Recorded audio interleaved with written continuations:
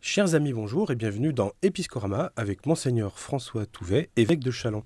Monseigneur, bonjour. Bonjour Florent et bonjour à tous nos auditeurs. Alors Monseigneur, aujourd'hui on va faire une émission un peu technique. On va parler d'un rôle dans les paroisses, pour ne pas dire une mission, celui donc des équipes pastorales de conduite. Déjà, est-ce que vous pouvez nous dire comment ce type de responsabilité est né dans notre diocèse et à quel but il répondait ? Alors il est né dans le diocèse de Châlons comme dans beaucoup de diocèses de France ou d'Europe occidentale, mais selon un schéma assez analogue dans tous les diocèses de France. Des équipes paroissiales, on les appelle parfois équipes d'animation paroissiale, équipes de coordination paroissiale. Dans le diocèse de Châlons, c'est équipe de conduite, équipe pastorale de conduite. Bien. Il s'agit d'associer des fidèles laïcs de chaque paroisse à l'exercice de la charge pastorale du curé de la paroisse, tout simplement. Donc, il s'agit de mettre en œuvre et d'honorer la vocation baptismale des fidèles laïcs qui ne sont pas là peut-être simplement pour exécuter ce que monsieur le curé aurait décidé, mais pour travailler avec lui dans une véritable collaboration pour l'animation de la vie paroissiale et de sa mission.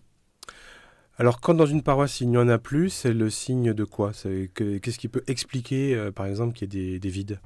Alors, toutes les paroisses actuellement dans le diocèse ne sont pas pourvues en équipe pastorale de conduite.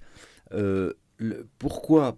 Il y a une difficulté de renouvellement, c'est-à-dire après 20-25 ans de fonctionnement très, très stable et avec une formation continue pour les membres, il apparaît qu'en certains endroits du diocèse, il y ait quelques difficultés à trouver de nouvelles personnes qui acceptent de prendre cette mission. Vous parlez de mission, je dirais presque un ministère, un service en tout cas, pour la vie paroissiale qui demande, qui comporte une certaine exigence d'engagement personnel pendant 3 ans, même si c'est renouvelable.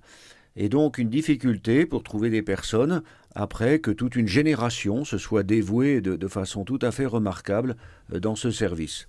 Il peut arriver aussi que la collaboration soit un petit peu difficile ou tendue avec le prêtre, le pasteur de la paroisse. Et donc, c'est pour moi à la fois une observation que je fais et en même temps un point de vigilance pour que nous sachions vraiment continuer ce travail de déploiement des équipes paroissiales, peu importe comment on les appelle, des équipes paroissiales, de façon à ce que le peuple de Dieu soit véritablement partie prenante, plus que associée, mais partie prenante de l'animation, du développement de la mission dans la paroisse, restant sauf le ministère du curé, du pasteur propre de la paroisse, qui, par l'ordination, reçoit la charge d'enseigner, de sanctifier et de gouverner, mais comme l'évêque. Et l'évêque ne gouverne pas seul, je le dis souvent, avec toutes sortes de conseils. Je m'associe au maximum les avis et les conseils des uns et des autres pour bien sûr décider ensuite, mais il me semble que nous sommes vraiment là, nous touchons là vraiment cette réalité synodale propre à l'Église. Alors cette organisation est-elle remise en cause par, on va dire, la mise en valeur, la naissance, le déploiement des espaces missionnaires ? Alors, ce dispositif, donc les équipes pastorales de conduite, ne sont absolument pas remises en cause. La nouveauté, bien sûr, c'est le travail à l'échelle des espaces missionnaires, donc de plusieurs paroisses qui sont voisines les unes des autres, qui déjà avaient l'habitude de collaborer pour certains aspects de la mission. Mais j'ai mis l'accent sur ces espaces missionnaires.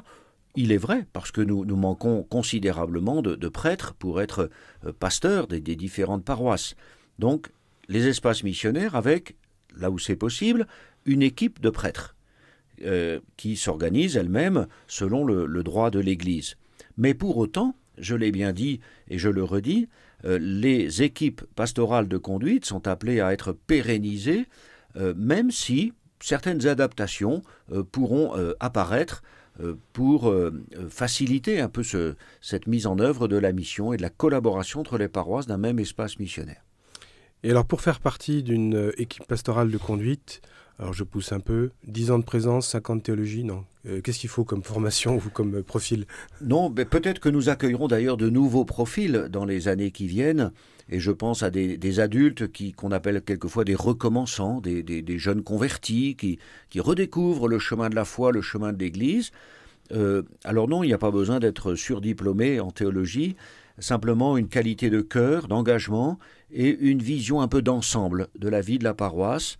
Il faut une connaissance, bénéficier aussi de l'estime la plus globale, la plus générale possible, être capable de collaborer, non seulement avec les autres membres de l'équipe, mais aussi avec le curé de la paroisse, le pasteur propre, de façon à ce que ce soit un enrichissement mutuel. Alors c'est le curé qui appelle, qui recherche, qui connaissant les gens, les rencontrant, va solliciter tel ou tel pour faire partie de l'équipe paroissiale. Et ensuite, l'équipe, une fois qu'elle est constituée, reçoit une lettre de mission, enfin chaque membre reçoit une lettre de mission de l'évêque, et l'évêque vient dans la paroisse, au cours d'une célébration, le dimanche généralement, pour envoyer en mission cette équipe.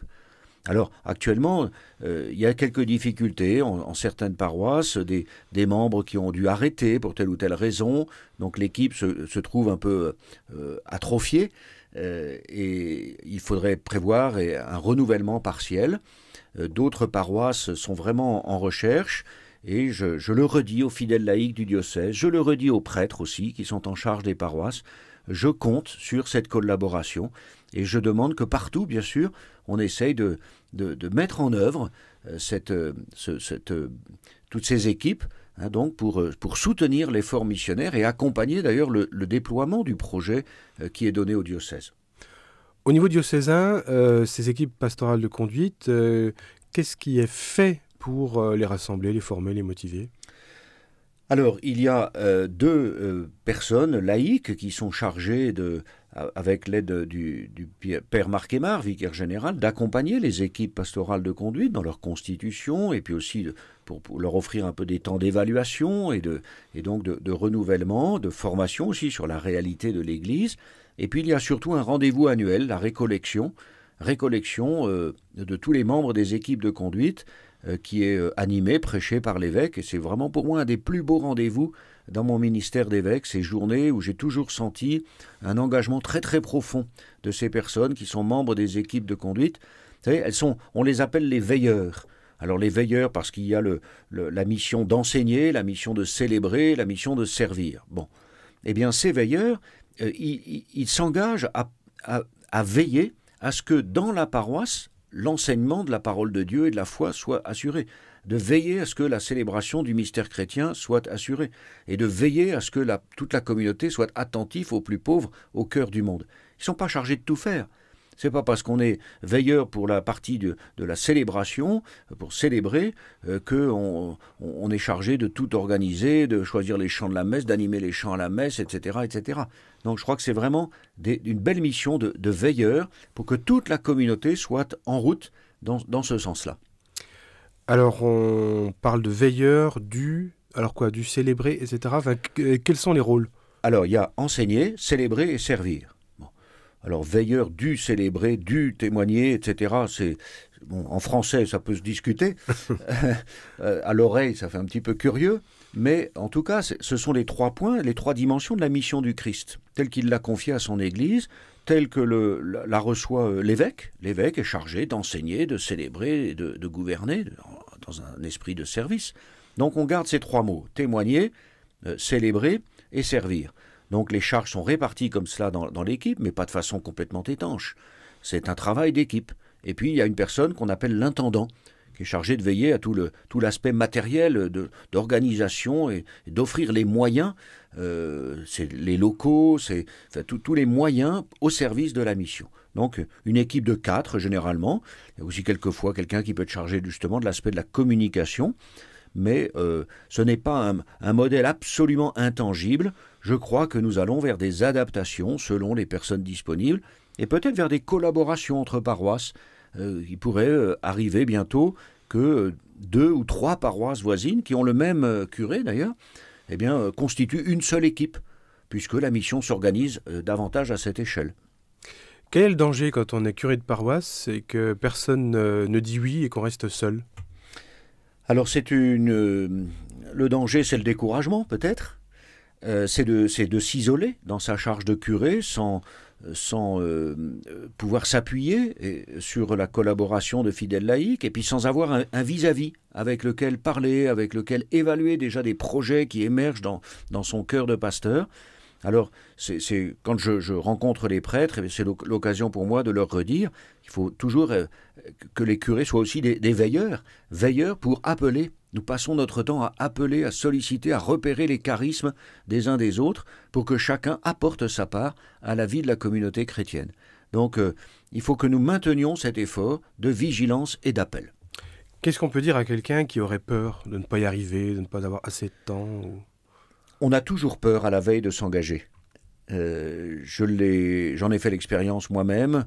J'ai souvent eu l'occasion, j'en ai été témoin souvent chez des personnes, à la veille d'une confirmation, à la veille d'un mariage, à la veille de prendre un nouveau travail, etc.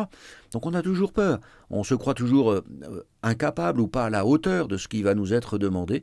Moi, je crois que cet engagement, en plus, il est vécu dans la foi, dans l'Église, et le Seigneur nous accorde les grâces dont nous avons besoin pour assurer la mission qui nous est confiée, que nous n'avons pas recherchée, que nous ne sommes pas là pour faire carrière, pour nous pousser les uns les autres et prendre la main sur la paroisse par rapport aux autres, et exercer un pouvoir surplombant par rapport aux autres personnes. Mais c'est un service auquel nous sommes appelés, que nous acceptons de rendre généreusement dans un esprit de foi et de charité fraternelle. Ça veut dire que quand on est appelé par Dieu, par son Église, par un prêtre, par son évêque, si on est un peu saisi par la peur, on peut se dire que cet appel nous dépasse et que Dieu nous donnera la grâce nécessaire pour l'exercer. C'est de l'humilité finalement de dire oui. C'est tout à fait ça, c'est de l'humilité, ça demande un peu de discernement. Les personnes ne sont pas obligées, il faut que chacun garde sa liberté. Mais vraiment, je crois qu'il y a là quelque chose de beau, non seulement déjà dans la réponse que nous donnons, parce que beaucoup de membres des équipes de conduite peuvent témoigner combien cela les a aidés à structurer leur foi, à l'appuyer plus solidement sur la parole de Dieu, à mieux connaître l'Église et sa mission, le fait de s'engager, de se jeter à l'eau en quelque sorte, avec la grâce de Dieu, pour servir les frères et sœurs de la communauté. C'est vraiment quelque chose de très beau, et donc j'invite les uns les autres à être attentifs à cela pour que nous puissions poursuivre dans cette belle collaboration. Et puis pour finir, vous-même qui avez été curé de paroisse, est-ce que vous avez un bon souvenir ou quel souvenir vous gardez de cette collaboration avec des laïcs? Eh bien, je dirais que les laïcs m'ont appris à être prêtre, tout simplement. On n'apprend pas à être prêtre simplement au séminaire, simplement dans les livres de théologie, simplement en faisant un stage par-ci, par-là. C'est vraiment dans l'exercice de la charge pastorale, en paroisse, que le fait de travailler avec les laïcs, j'ai eu... Il y a 25 ans, un peu plus, en paroisse, il n'y avait pas encore d'équipe forcément bien installée, mais partout, dans tous les domaines, dès le départ, j'ai toujours travaillé avec les fidèles laïcs, c'est indispensable, puis d'ailleurs, je ne vois pas pourquoi on se pose même la question. Bon. Mais ce sont eux qui m'ont appris à être prêtre, et je leur en suis très très reconnaissant, et aujourd'hui, les fidèles du diocèse m'apprennent à être évêque aussi. Monseigneur Touvet, je vous remercie. Merci.